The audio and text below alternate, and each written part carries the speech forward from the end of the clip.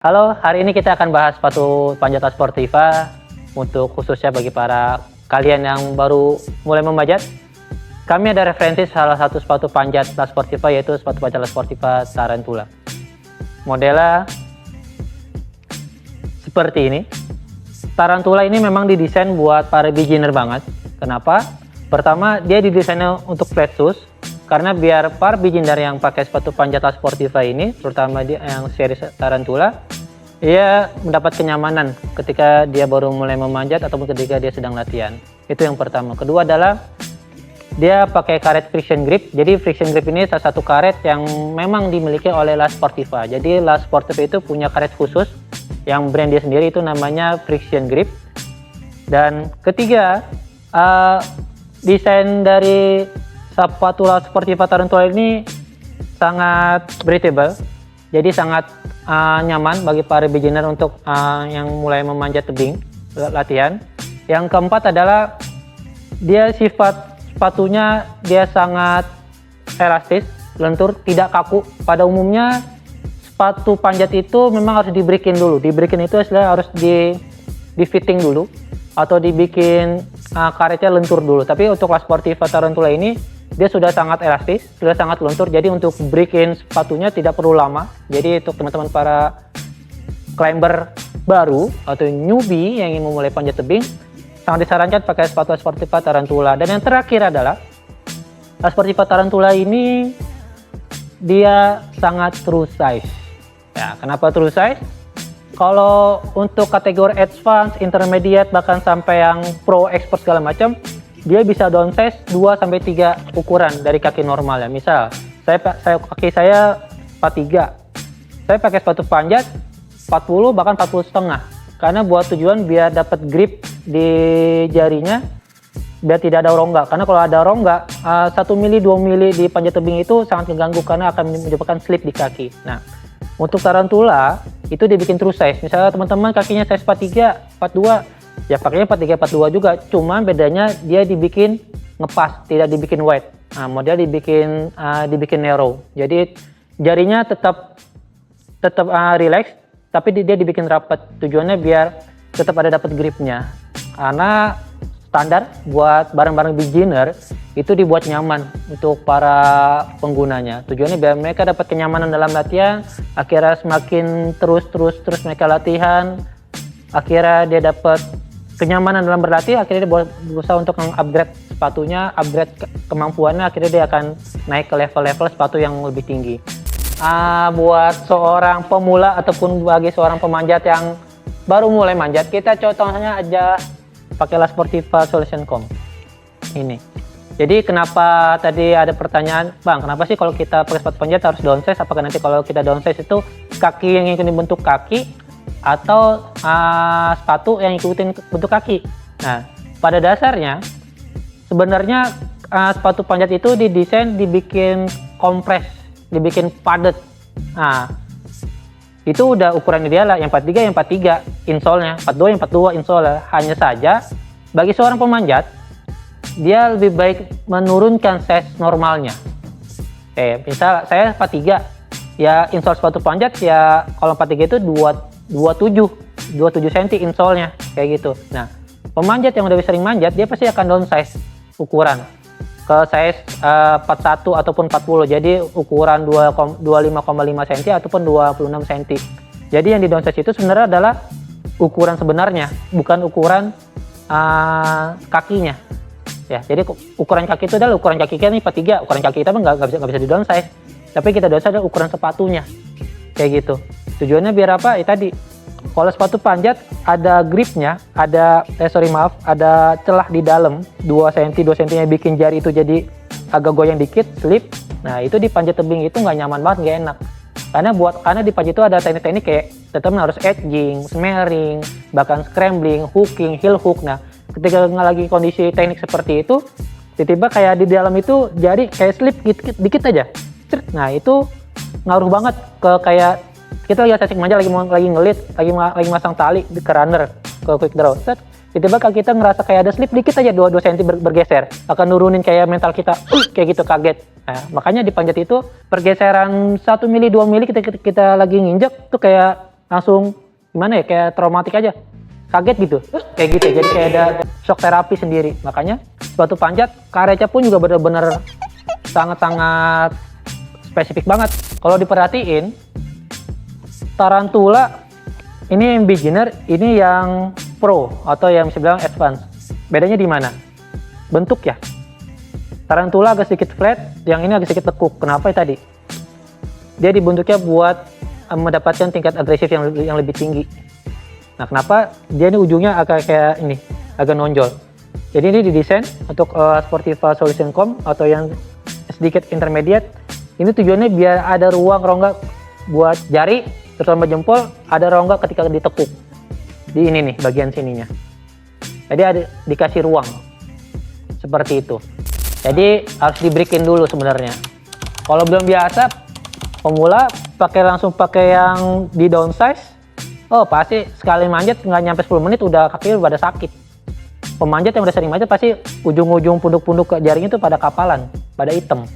Jadi teman-teman, satu hal lagi, saran ketika mau beli sepatu panjat, teman-teman harus tahu dulu kondisi kakinya seperti apa. Tipe-tipenya tipe wide, kakinya tipe narrow, atau bagian jempolnya panjang, atau bagian jaring yang panjang. Itu kan tiap orang beda-beda. Kaki saya tipe narrow, saya pakai Solution Com, oh cocok. Terus ada yang kakinya wide, pakai Solution Com, kok gue nggak enak ya? Iya karena mungkin Solution agak didesainnya agak untuk kategori yang spesifikasi kaki narrow gitu loh.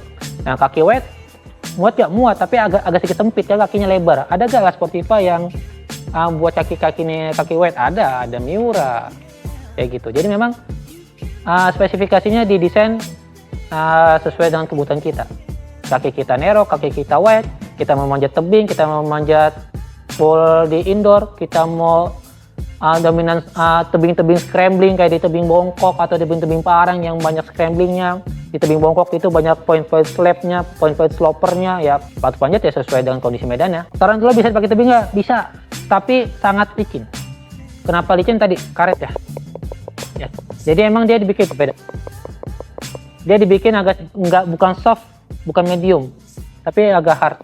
Kalau hard itu ya tadi tingkat gripnya di batu ataupun di aspal ataupun medan-medan keras kayak poin itu berkurang.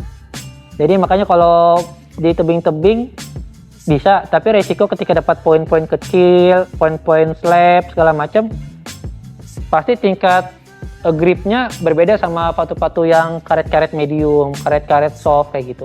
Bisa, tapi resiko licinnya pasti ada. Makanya pun kalau mau pakai sepatu beginner Tarantula, teman-teman paling manjatnya di tebing-tebing yang grade, maaf 58 mungkin 57 ya nggak mungkin kalau tuh di atas 510, grade 510, grade 511 kayaknya nggak ideal pakai sepatu Tarantula beginner, pasti bakalan licin karena kaki nggak akan nempel. Tapi kalau di bawah 5,8 kayaknya masih sangat cocok pakai beginner kayak gini. Ada sepatu panjat, contohnya dia dari indoor, dia udah merasa percaya diri di indoor, manjat tebing udah sampai grade 511 mungkin atau bahkan 512 mungkin di indoor. Tapi di tebing beda lagi gitu, karena berkaruh ke mentalitinya. Karena kalau di indoor itu kan kita bisa beta atau orientasi medan kan jelas ya, kita bisa ngeliat poinnya, kita bisa ngeliat pijakannya, kita bisa ngebeta atau orientasi medan gerakan kita. Tapi kalau di tebing kan kita enggak, kita agak sulit buat orientasinya. Nah biasanya pengaruhnya ke mental juga kalau orang manjat di tebing itu. Makanya ketika dia mau upgrade sepatu dari dia main di indoor pakainya Tarantula, dia nggak sudah percaya diri di indoor, dia mau nggak upgrade sepatunya ke buat main di outdoor, idealnya jangan pakai Tarantula lagi. Karena apa? Karena tadi pertanyaannya adalah kondisi medan dan kondisi orientasi medan di indoor sama di outdoor itu beda. Itu pertama. Kedua adalah karakteristik dari pegangan poin itu beda. Ketiga adalah sepatu panjat ketika udah dipakai di outdoor, dia otomatis akan ngikutin dari kondisi grade si jalur lintasannya. Oh ini dominannya dominan crack nih, dominan slab nih, dominannya dominan edging nih. Gak bisa dipukul rata kayak gitu.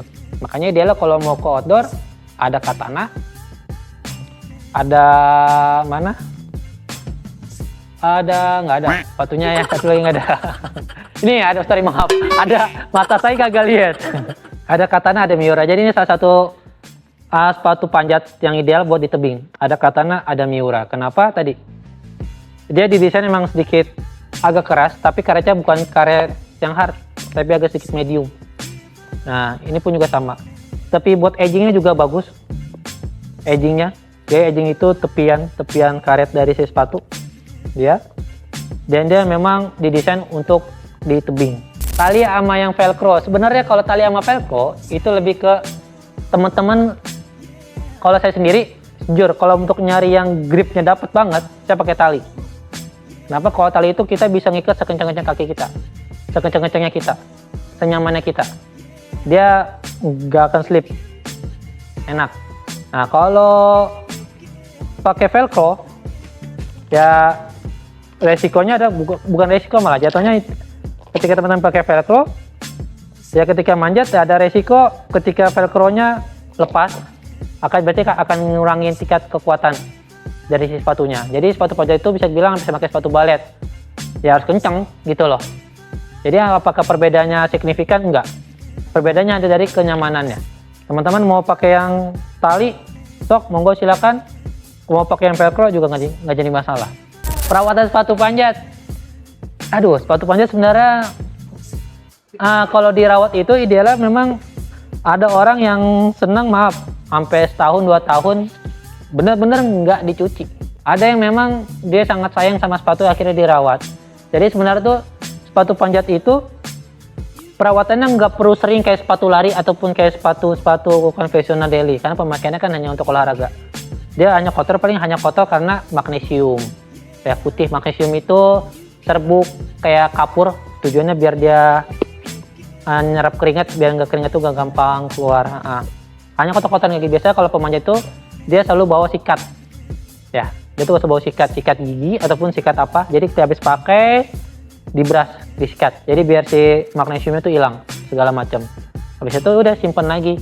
Nah, kalau untuk nyuci ya standar, kalau sepatu panjat mah cuci, karena dia bahannya juga bahan karet sama bahan-bahan kayak bahan biasa ya, kayak bahan kalep seperti itu, ya cuci, sikat. Kalau bisa jangan direndam, catatan itu jangan direndam, apalagi direndam di air panas lama-lama, nanti malah takutnya si sepatu yang udah ngebentuk kaki kita. Jadi sepatu panjang ini biasanya bisa ngebentuk kaki kita gitu loh, udah ngikutin bentuk kaki. Kalau direndam lama segala macam nanti malah bentuknya berubah, jadi lebih elastis lagi. Jadi udah nggak, nanti pas kita mau pakai lagi penyesuaian lagi malah jadi makin longgar. Jadi sarannya jangan direndam lama, udah rendam mungkin 5 menit biar chemicalnya masuk ke bahan-bahan, sikat, beres, jemur, selesai. Kapan kita harus upgrade sepatu? Jadi sebenarnya di pemanjatan itu ada grade-nya mbak, ya dari yang 58, 57, 59, 510, bahkan ada yang 58A, 58B, 58C, baru masuk ke 59A, 5,9B, 5,9D. Itu berdasarkan grade ataupun gradient dari si IFSC-nya. Jadi ngikutin berdasarkan grade si tebingnya sendiri. Nah, biasa kalau kayak gitu dari kitanya, misalnya kita baru beginner nih, biasanya beginner itu kalau di pemanjatan tebing mungkin masih main di 5,7 grade ya, grade beginner 5,7, 5,8. Nah, kalau buat di boulder paling makainya pakai V1, V2. Itu level beginner tuh V1, V2. Nah, jadi masih gerakan-gerakan normal, masih kiri kanan, manjatnya seperti itu. Nah, terus ketika dia udah ngerasa, wah gue harus upgrade sepatu panjat nih, ketika dia udah ngerasa, wah gue udah masuk ke kategori advance nih, udah masuk ke level kalau di boulder masuk udah V4, V5, iya gak? Bisa bilang tingkat kesulitannya bertambah. Dimana yang sudah banyak gaya-gaya ataupun teknikal kayak harus edging, pakai ujung tepi, harus ada smearing, pakai gerakan smearingnya, pegangannya udah mulai ada yang undercut, udah ada yang side pull, udah ada yang gerakan chimney, ada yang cuma gerakan point-point tube, segala macam, point-point slope, open sloper. Makin ke atas grade-nya, itu akan mempersulit si pemanjatnya. Otomatis ketika grade-nya makin naik, jalurnya makin bertambah, makin sampai V6, V8, V10, bahkan V14, V13 buat di boulder atau bahkan di panjat tebing, di indoor-nya, di outdoor-nya, kategori sport climbing-nya ada yang 5 sampai 5,10, 5.11, 5.12. Dia akan berusaha untuk mengupgrade sepatunya. Tujuannya apa? Biar dia bisa mensupport dari si gerakan-gerakan itu. Kayak gitu, kayak contoh ini, dia nggak didesain buat kegiatan, buat kegiatan kayak kondisi-kondisi di mana heel hooks ataupun hooking. Heel hooks itu pakai ini, jadi nginjak poin pakai ujung tumit.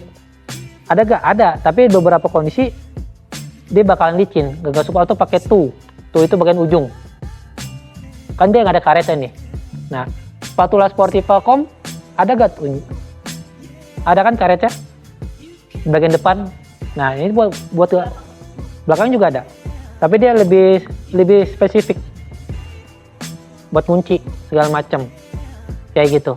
Nah, untuk di atas Tarantula ini sebenarnya ada satu, yaitu jenis sepatu La Sportiva Cobra ya.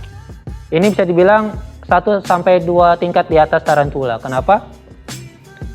Dia bisa dibilang sangat cocok untuk panjat tebing di indoor ataupun buat speed climbing dia. Dengan karet punyanya Vibram XS Grip udah bisa dibilang sangat ideal buat teman-teman yang meng-upgrade dari sepatu Tarantula menjadi sepatu La Sportiva Cobra. Dia bisa dipakai di indoor, bahkan bisa dipakai di outdoor. Bahkan untuk speed climbing pun juga bisa. Dan semakin expert atau semakin jam terbangnya makin tinggi, pasti teman-teman akan berusaha untuk mengupgrade sepatunya. Ada lagi kayak sepatu Katana, ada lagi sepatu untuk Speedstar. Kedua sepatu ini idealnya untuk panjat tebing. Karena apa? Karetnya agak sedikit hard. Karena tujuannya karena di tebing itu kan resiko friksinya gede dibanding di wall. Jadi edgingnya dibikin keras, tujuannya biar teman-teman bisa dapat edging yang bagus, yang ideal. Yang Speedstar juga sama, dia dibikin sangat tube-nya atau bagian jempolnya itu tidak ada edging. Jadi untuk teman-teman yang ingin melakukan pendakian atau pemanjatan agak sedikit scrambling atau yang benar-benar ada feel rasa menginjak batunya, ini pakai Speedstar sangat cocok. Di atas itu ada lagi yang ingin mau upgrade, bisa pakai Miura ataupun Genius. Nah, jadi untuk teman-teman yang ingin mengupgrade untuk kegiatan olahraga panjat tebing kategori lead ataupun border, teman-teman bisa pakai Miura, La Sportiva Miura. Genius pun juga bisa, bahkan bisa upgrade sampai ke La Sportiva Solution.com, bahkan sampai upgrade lagi. Jadi secara tidak langsung La Sportiva itu membuat sepatu panjat sesuai dengan kebutuhan teman-teman, dari beginner, advance, intermediate, expert, bahkan sampai pro athlete yang sifatnya udah adventurer. Jadi silakan pilih apalagi dan coba panjat. Bye.